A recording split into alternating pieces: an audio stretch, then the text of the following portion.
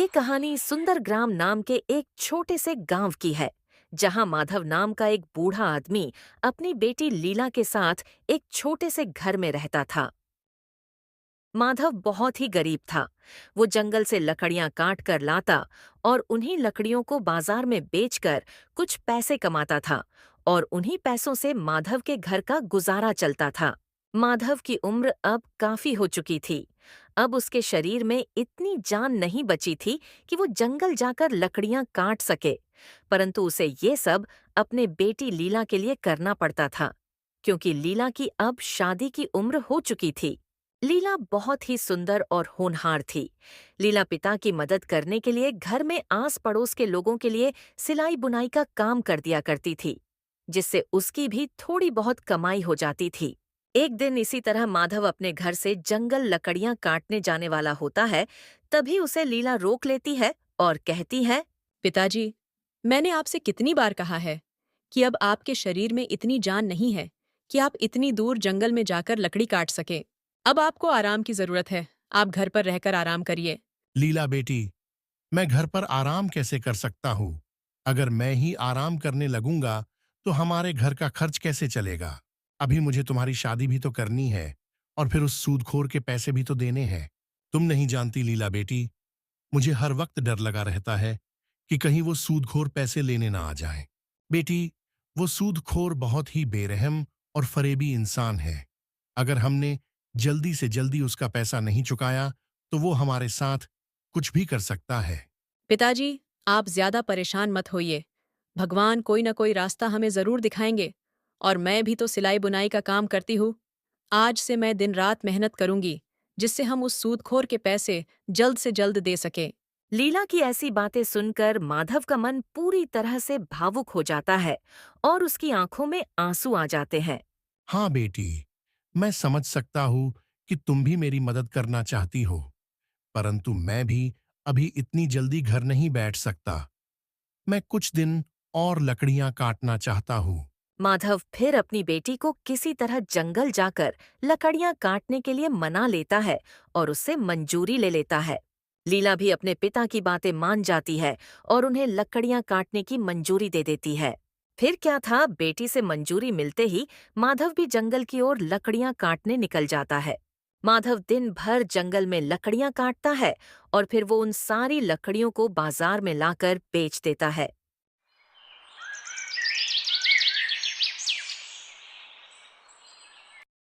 लकड़ियां बेचने के बाद माधव जब शाम को अपने घर आता है तो लीला उसे खाना देती है और उसके पास बैठकर बोलती है। पिताजी, अगर आप इतनी उम्र में ऐसे ही दिन दिन भर ऐसी लकड़ियां काटेंगे तो कैसे चलेगा। बेटी, इसके अलावा मैं कर भी क्या सकता हूँ? मुझे और आता भी तो नहीं है कुछ, और हमें उस सूदखोर के पैसे भी तो लौटाने हैं। पिताजी, आप एक काम क्यों नहीं करते हो। आप अपने किसी जान पहचान वाले से थोड़े पैसे उधार लेकर उस सूदखोर के पैसे लौटा क्यों नहीं देते हो। बेटी, बुरे वक्त में कोई रिश्तेदार या अपने कभी काम नहीं आते हैं। सारे रिश्तेदार अपने मुंह मोड़ लेते हैं, और वैसे भी मेरे सारे रिश्तेदार खुद ही गरीब हैं। वो तो खुद अपना गुजारा ही बहुत मुश्किल से कर पाते हैं। मेरा कोई दोस्त या रिश्तेदार इतना अमीर नहीं है जो मुसीबत में मेरी मदद कर सके। लेकिन पिताजी, हमें कैसे भी करके उस सूदखोर के पैसों का इंतजाम करना ही होगा। वो कल अपने पैसे लेने आएगा, और अगर हमने कल उसे पैसे नहीं दिए तो पता नहीं वो हमारे साथ कैसा सलूक करेगा।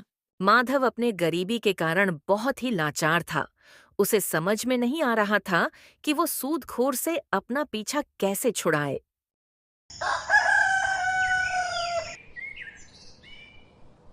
अगले दिन भी माधव जंगल लकड़ियां काटने निकल जाता है। कुछ देर तक चलते चलते वो जंगल पहुंच जाता है और जंगल पहुंचते ही वो बिना किसी देरी की लकड़ियां काटना शुरू कर देता है।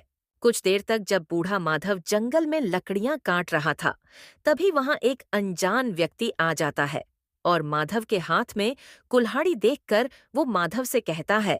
तुम्हारे हाथ में कुल्हाड़ी देखकर लगता है कि तुम एक लकड़हारे हो। हाँ बेटा, मैं एक लकड़हारा हूँ। क्या हुआ बेटा, तुम्हें मुझसे कोई मदद चाहिए क्या? नहीं, मुझे तुमसे कोई मदद नहीं चाहिए, मगर अब तुम्हें सजा से कोई बचा नहीं सकता है। या फिर ये भी हो सकता है कि राजा तुम्हें जीवन भर के लिए काल कोठरी में डाल दें। माधव एक तो उस अनजान व्यक्ति को जानता भी नहीं था और ऊपर से उसकी ऐसी बातें सुनकर वो बहुत डर जाता है। ये तुम क्या कह रहे हो बेटा? पर मैंने ऐसा कौन सा गलत काम कर दिया जिसके लिए राजा मुझे ऐसी कठोर सजा देंगे? क्या तुम नहीं जानते? राजा ने पेड़ काटने पर रोक लगाई हुई है। अगर कोई भी पेड़ काटता हुआ पकड़ा गया तो राजा उसे कठोर से कठोर सजा देंगे। और अब तुम्हें मेरे साथ राजा के यहाँ चलना होगा। बेटा, अगर मैं लकड़ियां नहीं काटूंगा तो मेरे घर का गुजारा कैसे होगा? देखो, अगर तुम चाहते हो कि राजा तुम्हें सजा ना दे और तुम्हारे घर का गुजारा चलता रहे, तो तुम्हें मुझे पैसे देने होंगे। तभी मैं तुम्हारे बारे में राजा को कुछ भी नहीं बताऊंगा। अनजान व्यक्ति की बातें सुनकर माधव की आंखों में आंसू आ जाते हैं, जिन्हें देखकर गोपाल कहता है। अब तुम रो क्यों रहे हो? रोने धोने से काम नहीं चलेगा। पैसे से काम चलेगा, सिर्फ पैसे से। अगर तुम चाहते हो कि राजा तुम्हें सजा ना दे, तो तुम्हें पैसे तो देने ही होंगे। बेटा, पैसे तो मेरे पास नहीं है। अगर तुम चाहते हो तो मुझे राजा के पास ले जा सकते हो। क्या तुम्हें सजा से डर नहीं लगता, जो तुम थोड़े पैसों के लिए अपनी जान जोखिम में डाल रहे हो? माधव अपनी सारी बातें उस अनजान व्यक्ति को बताता है। बेटा, मेरे घर में मेरी एक बेटी भी है और मुझे उसकी शादी भी करवानी है, और उससे पहले मुझे एक सूदखोर के पैसे भी देने हैं। अगर मैंने उस सूदखोर के पैसे नहीं दिए तो वो सूदखोर मेरी जान भी ले सकता है। अब तुम ही बताओ बेटा, मैं क्या करूं? बेचारे माधव की ऐसी बातें सुनकर गोपाल कहता है। देखो, वैसे तो मैं किसी पर भी दया नहीं करता हूं, लेकिन तुम बूढ़े हो और तुम्हारी एक बेटी भी है जिसकी तुम्हें शादी भी करनी है। देखो बाबा, मैंने आज तक अपनी जिंदगी में कोई अच्छा काम नहीं किया है, लेकिन हाँ, आज जरूर करूंगा। क्या पता इस नेक काम से भगवान मुझसे खुश हो जाए और मेरी सारी गलतियों को माफ कर दें। फिर क्या था, गोपाल माधव को सोने के सिक्कों से भरी एक पोटली निकाल कर दे देता है और माधव से कहता है। इस पोटली में सोने के सिक्के हैं, जिनमें से कुछ सिक्कों को तुम उस सूदखोर को दे देना और बचे हुए सिक्कों से तुम अपने बेटी की शादी करवा देना। अब तुम यहां से चले जाओ, वरना किसी और ने तुम्हें यहां देख लिया तो फिर से तुम मुसीबत में आ जाओगे। बूढ़ा माधव गोपाल से इतनी बड़ी मदद मिलने के बाद उसे बहुत आशीर्वाद देता है और फिर वहां से वो खुशी खुशी अपने घर की ओर निकल जाता है। कड़ी धूप होने के कारण चलते चलते माधव को रास्ते में चक्कर आने लगता है, इसलिए माधव आराम करने के लिए एक पेड़ की छांव में बैठ जाता है। देखते देखते कुछ समय में माधव की आंख लग जाती है और वो वहीं सो जाता है। माधव जब सो रहा होता है तभी वहां एक चोर आ जाता है। चोर जब माधव के पास पहुंचा तो उसने देखा बूढ़े माधव के पास एक पोटली है, तो वो तुरंत उसके पास से वो पोटली चुराकर वहां से निकल जाता है। थोड़ी दूर जाने के बाद जब वो चोर पोटली खोलकर देखता है तो वो तो सोने के सिक्कों को देखकर बहुत खुश होता है। अरे वाह, इतने सारे सोने के सिक्के! आज तो मेरी किस्मत चमक गई। अब मेरी पत्नी और बच्चों को भूखा नहीं सोना पड़ेगा। इतने सारे सिक्कों से तो मेरा सालों का गुजारा हो जाएगा। इतना कहकर चोर अपने घर की ओर निकल पड़ता है। कुछ समय बाद जब माधव की आंख खुलती है तब वो अपनी पोटली ढूंढने लगता है, लेकिन उसे वो सोने के सिक्कों से भरी पोटली नहीं मिलती है। तब माधव बहुत घबरा जाता है और अपने आप को कोसने लगता है। हे भगवान, ये क्या हो गया? मैं ना जाने कैसे सो गया। ना ही मैं सोता और ना ही मेरे सोने के सिक्कों से भरी पोटली चोरी होती। बरसों बाद एक खुशी मिली थी, लेकिन अब वह भी छीन गई। अब मैं उस सूदखोर के पैसे कैसे दूंगा और मेरी बेटी की शादी मैं कैसे करूंगा? हे भगवान, मुझ बूढ़े और लाचार की मदद करो। यहाँ माधव अपने आप को कोस रहा था और वहाँ दूसरी तरफ वो चोर सोने के सिक्कों की पोटली लेकर अपने घर पहुंच जाता है। चोर अपनी पत्नी को आज उसके साथ हुई घटना की सारी बात बहुत गर्व से बताने लगता है। तुम मुझे हमेशा कोसती रहती थी ना कि मैं कुछ काम नहीं करता हूं, तो लो, आज तुम देखो मैंने कितना बड़ा काम किया है। ये देखो, सोने के सिक्कों से भरी पोटली। इस पोटली में इतने सिक्के हैं कि इन सिक्कों से हमारा कम से कम 4-5 साल का गुजारा तो आराम से हो जाएगा। अब मुझे कोई भी काम ढूंढने की या करने की जरूरत नहीं पड़ेगी। आप इतने सारे सोने के सिक्के कहाँ से लाए हो? तुम्हारी ये सवाल करने की आदत कब जाएगी? मैं इतने सारे सोने के सिक्के कहाँ से लाया हूं या किससे लाया हूं, ये जानकर तुम्हें क्या करना है? तुम आम खाओ गुठलियां क्यों गिन रही हो? मुझे जानना है कि आप इतने जल्दी इतने सारे सोने के सिक्के कहाँ से लाए? कहीं आप ये सोने के सिक्के कहीं से चुरा कर तो नहीं लाए? तुम्हारी ये बहस करने की आदत कब जाएगी? हाँ, मैं ये सोने के सिक्के चुरा कर लाया हूं। एक बूढ़ा आदमी पेड़ के नीचे सो रहा था। उसी के पास से मैं ये सोने के सिक्कों से भरी ये पोटली चुरा कर लाया हूं। क्या कहा आपने? आप अब चोरी भी करने लगे हो। क्या आप दूसरों को तकलीफ देकर खुद खुश रहना चाहते हैं? वो बेचारा बूढ़ा गरीब आदमी न जाने किस हाल में होगा, न जाने उसने ये सोने के सिक्के किस काम के लिए रखे होंगे और आप उन सिक्कों को चुरा कर ले आए। अरे वो बूढ़ा आदमी गरीब नहीं है, बल्कि एक पैसे वाला आदमी है। ये आपको कैसे पता कि वो पैसे वाला आदमी है? क्या आप उसे जानते हैं? नहीं, मैं नहीं जानता उस आदमी को, पर वो गरीब नहीं हो सकता, क्योंकि कोई भी गरीब आदमी इतने सारे सोने के सिक्कों से भरी पोटली ऐसे ही अपने पास रखकर जंगल में ऐसे ही बेफिक्र होकर किसी पेड़ के नीचे सो नहीं सकता है। मुझे इस बात से कोई फर्क नहीं पड़ता कि वो बूढ़ा आदमी गरीब है या अमीर। बस हमें किसी की खून पसीने की कमाई नहीं चाहिए। इसलिए आपको उसको उसकी ये पोटली लौटानी होगी। तुम ये कैसी बेवकूफों वाली बातें कर रही हो? अब मैं उस बूढ़े आदमी को कहाँ कहाँ जाकर ढूंढूंगा? तुम तो एकदम ही सठिया गई हो। मुझे कुछ नहीं पता। आपको उसको तलाश करना ही पड़ेगा और उसे ये पोटली लौटानी होगी। मुझे एक समय के लिए भूखा रहना मंजूर है, पर किसी और के हक की रोटी मैं नहीं खा सकती हूँ। आपको अपने पत्नी और बच्चों का पेट मेहनत मजदूरी करके भरना चाहिए, न कि चोरी करके। ठीक है, मुझे पता है कि तुम नहीं मानोगी। मैं जाकर उस बूढ़े व्यक्ति को ढूंढूंगा और उसको उसकी ये पोटली लौटा दूंगा। मैं कल सुबह ही घर से जल्दी निकल जाऊंगा और उस बूढ़े व्यक्ति की तलाश करूंगा और उसे ये लौटा दूंगा। ठीक है, पर याद से कल कहीं कोई बहाना मत मारने लग जाना। यहाँ चोर वो सोने के सिक्कों वाली पोटली लौटाने तैयार था और वहां बड़ी मायूस हालत में माधव अपने घर पहुंच जाता है। अपने पिता को इतने मायूस देखकर लीला कहती है, क्या हुआ पिताजी, कहाँ रह गए थे? आज आपको घर आने में कुछ ज्यादा ही देर हो गई। मैं कब से आपका इंतजार कर रही थी। लीला के इतने सारे सवाल सुनकर भी माधव कुछ नहीं कहता है और लीला भी अपने पिता की इतनी चुप्पी देखकर और परेशान हो जाती है। क्या हुआ पिताजी? कुछ तो बोलिए, क्या हुआ है? कुछ बोलते क्यों नहीं? जंगल में कुछ हुआ है क्या आपके साथ? अब लीला को इतने परेशान होते देख माधव बोलना शुरू करता है। माधव आज की जंगल वाली पूरी कहानी लीला को बता देता है। जब माधव लीला को सारी बात बता रहा होता है, इसी बीच वो सूदखोर अपने पैसे लेने माधव के घर पहुंच जाता है। सूदखोर को देखकर माधव और लीला दोनों बहुत घबरा जाते हैं। माधव, तूने आज मेरे पैसे देने का वादा किया था। चल अब जल्दी से मुझे मेरे पैसे दे। माधव सूदखोर को देखकर डरा हुआ तो था, पर किसी तरह डरते डरते उसने सूदखोर से कहा, हाँ सेठ जी, मैंने आपके पैसों का इंतजाम कर लिया था, पर आज जंगल में किसी ने मेरे सोने के सिक्कों की पोटली को चुरा लिया। माधव से सोने के सिक्कों की बात सुनकर सूदखोर उसे चिल्लाने लगता है। तूने मुझे बेवकूफ समझा है क्या कि तू मुझसे झूठ बोलेगा और मैं तेरी ये फालतू की बातें मान लूंगा? अरे तेरे जैसे मुझे 50 मिलते हैं झूठ बोलने वाले। अब जल्दी से मुझे मेरे पैसे दे दें और मेरा समय मत बर्बाद कर। नहीं सेठ जी, मैं झूठ नहीं बोल रहा हूँ, मेरा विश्वास कीजिए, किसी ने मेरे सोने के सिक्कों से भरी पोटली चुरा ली है। अच्छा, तो तेरे पास वो सोने के सिक्कों से भरी पोटली कहाँ से आई थी? जरा मुझे भी तो पता चले। आखिर तू बुढ़ापे में ऐसा क्या करता है जो तुझे सोने के सिक्कों से भरी पोटली मिल गई? माधव सूदखोर की इतनी कड़वी कड़वी बातें सुनकर भी चुप रहता है। वो सूदखोर की बातों का कोई जवाब नहीं देता है और उसे इतना चुप देखकर सूदखोर कहता है, अब चुप क्यों है, कुछ बोलता क्यों नहीं है? कि तेरे पास वो सोने के सिक्कों से भरी पोटली कहाँ से आई थी? तुझे बुढ़ापे में झूठ बोलते शर्म नहीं आ रही है? तू ऐसे नहीं मानेगा। तू एक काम कर, मेरे साथ राजा के पास चल, अब वही तेरा फैसला करेंगे। सूदखोर माधव को अपने साथ राजा के पास ले जाने लगता है। रास्ते में जब कुछ लोग सूदखोर को देखते हैं तो वो आपस में बातें करने लगते हैं। देखो भाई, ये सूदखोर बेचारे बूढ़े माधव चाचा को राजा के पास लेकर जा रहा है। देखना भाई, जितना ये गरीब लोगों को परेशान कर रहा है, भगवान भी इसे उससे ज्यादा तड़पाएंगे। सही कहा भाई, पर अब पता नहीं राजा बेचारे माधव चाचा को कौन सी सजा सुनाएंगे, क्योंकि ये अत्याचारी सूदखोर अपने पैसों के लिए किसी को भी बुरी से बुरी सजा दिलवा सकता है।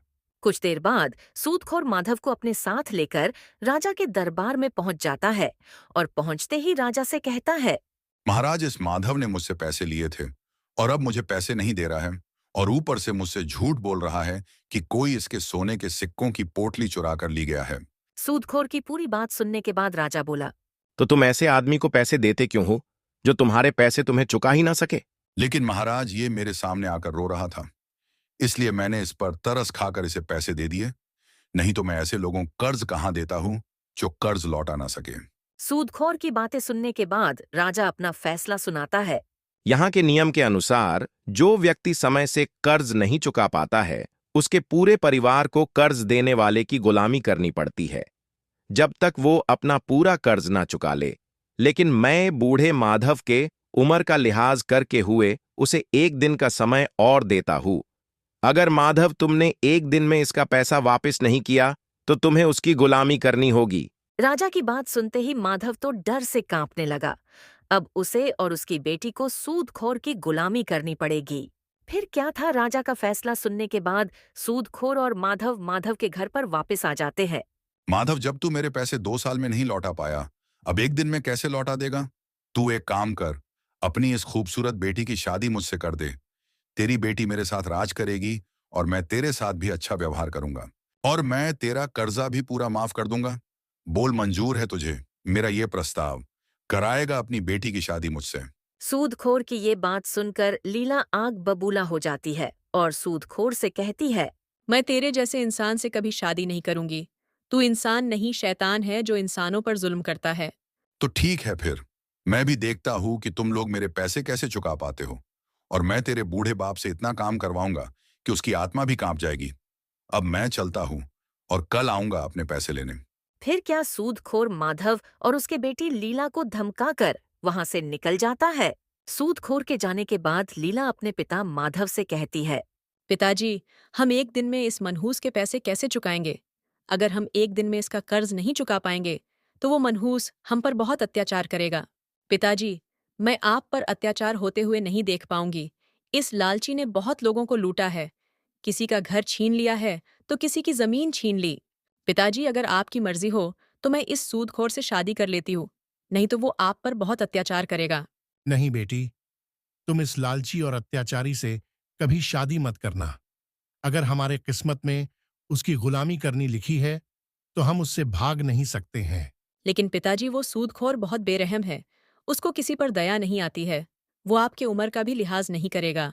बेटी, भगवान जरूर कोई रास्ता दिखाएंगे और किसी न किसी तरह ये कठिन समय भी निकल जाएगा। किसी तरह अपने बातों से माधव अपनी बेटी को दिलासा देने की कोशिश करता है ताकि वो डर के उस सूदखोर से शादी न कर ले।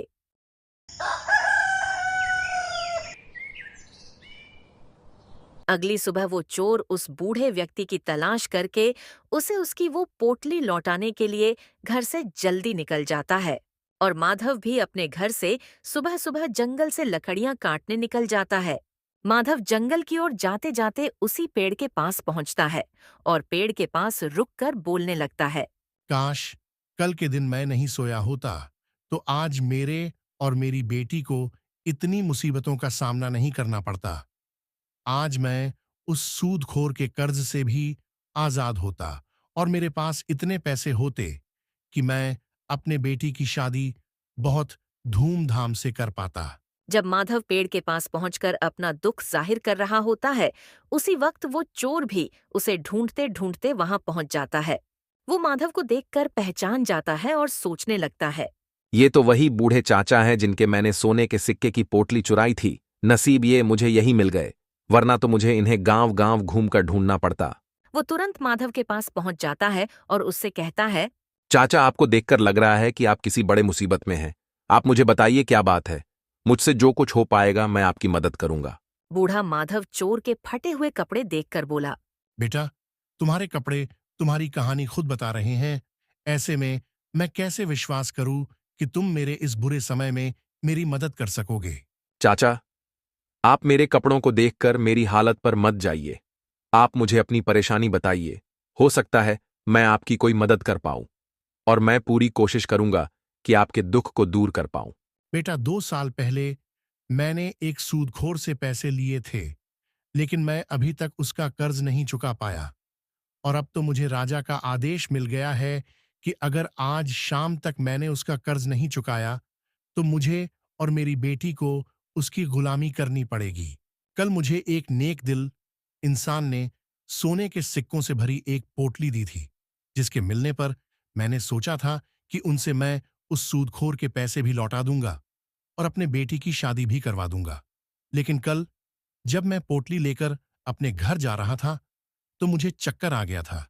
तो मैं इसी पेड़ के नीचे कुछ देर आराम करने बैठ गया था, पर बैठ बैठे कुछ ही देर में मेरी आंख लग गई और फिर किसी ने वो सोने के सिक्कों वाली पोटली चुरा ली। माधव की सारी बात सुनकर चोर समझ गया था कि उसने कल बहुत बड़ी गलती कर दी थी। चोर फौरन वो सोने के सिक्कों वाली पोटली माधव के सामने रख देता है और उससे बोलता है। चाचा, कहीं ये आपकी पोटली तो नहीं है?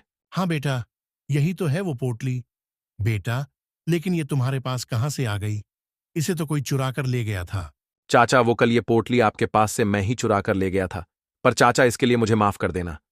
चाचा, मैं एक गरीब आदमी हूं। मेरे घर में मेरी पत्नी और मेरे बच्चे भूखे थे। मैं काम के तलाश में निकला था, परंतु मुझे कहीं भी काम नहीं मिला। मुझे आप इस पेड़ के नीचे सोते हुए मिले थे। तभी मैंने आपके पास ये पोटली देखी तो मैंने इसे चुरा ली।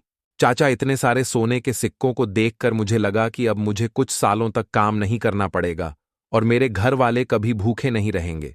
लेकिन मेरी पत्नी ने मुझसे कहा कि मुझे भूखा मरना पसंद है, लेकिन किसी और की खून पसीने की कमाई से मैं अपना पेट नहीं भर पाऊंगी, और उसने फिर मुझे आपको ढूंढकर इन्हें वापस करने कहा है। मेरी किस्मत बहुत अच्छी है कि आप मुझे यहीं मिल गए, वरना तो मुझे आपको गांव गांव में जाकर ढूंढना पड़ता। और चाचा, हो सके तो मुझे माफ कर दीजिए। मेरी वजह से आपको इतनी परेशानी का सामना करना पड़ा। कोई बात नहीं बेटा, तुमने मुझे ये सोने के सिक्के लौटा दिए, इसलिए मैंने तुम्हें माफ कर दिया और अब मैं इन सिक्कों से उस सूदखोर के पैसे लौटा दूंगा और अपने बेटी की शादी भी बहुत अच्छे से कर पाऊंगा। फिर क्या था, सोने के सिक्कों की पोटली मिलते ही माधव तुरंत से अपने घर पहुंच जाता है और उसे अपनी बेटी लीला को दिखाता है। माधव ने उन सोने के सिक्कों को बेचकर उस सूदखोर के पैसे भी लौटा दिए और बचे हुए सोने के सिक्कों की मदद से अपनी बेटी की शादी भी बहुत धूमधाम से कर दी। तो दोस्तों, कहानी आपको कैसी लगी, हमें कमेंट में जरूर बताएं। अगर आपको हमारी मेहनत पसंद आई हो तो हमारे चैनल को सब्सक्राइब करना न भूलें और बेल आइकन दबाएं ताकि नई कहानियों की नोटिफिकेशन सबसे पहले आपको मिले। धन्यवाद।